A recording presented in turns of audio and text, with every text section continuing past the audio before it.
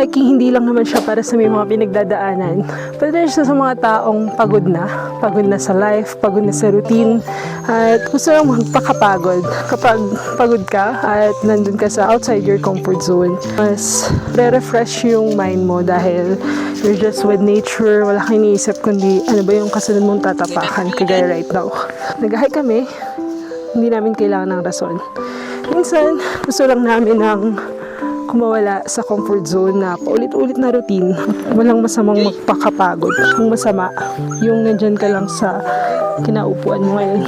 Paulit-ulit yung ginagawa mo.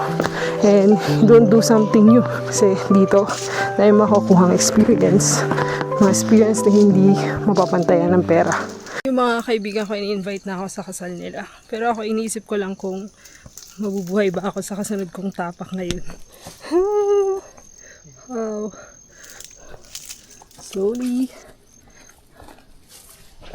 This is life.